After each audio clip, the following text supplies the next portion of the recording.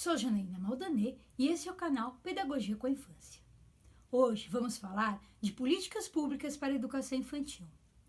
Quando tratamos de políticas públicas, não estamos falando de decisões de gabinete feitas por aqueles que elegemos, mas de concepções, tensões e relações de poder, que afetam diretamente o cotidiano das instituições educativas.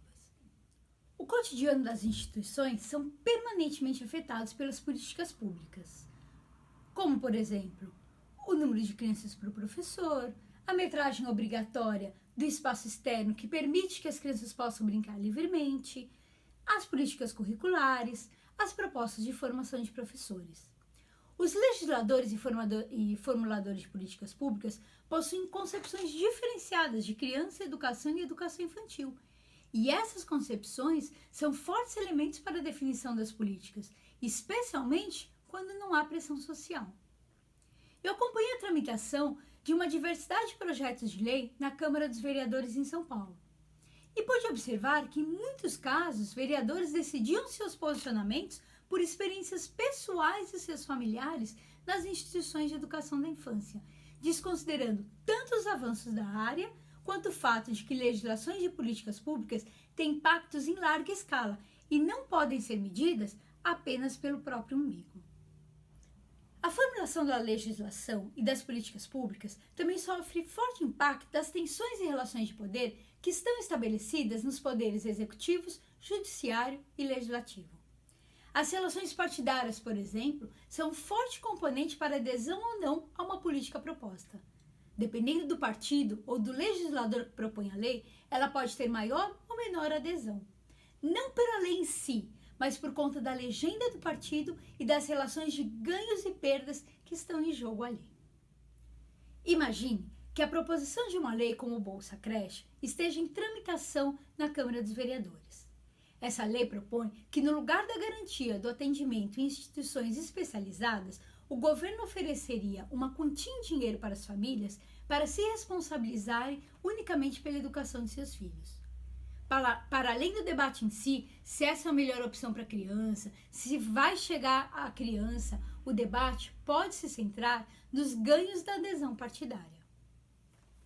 Ou seja, os partidos que aderirem podem conseguir a adesão de outros partidos para a aprovação de suas próprias propostas. Infelizmente, muitas vezes são esses jogos de poder que definem leis e políticas, sem que o mais importante, que é o interesse das crianças, esteja posto em discussão. Por isso, a importância da pressão da sociedade na busca de garantir que o debate esteja no lugar certo. Outra questão a ser considerada é quem são os interlocutores privilegiados na formulação de políticas. Dependendo de quem é ouvido e considerado, as políticas podem enveredar para uma concepção de educação infantil e de educação ou por outra. Tradicionalmente no Brasil, o empresariado educacional, como o Movimento Todos pela Educação, por exemplo, e as organizações multilaterais, como o Banco Mundial, têm sido um forte interlocutor de diversos governos, e especialmente da mídia de massas.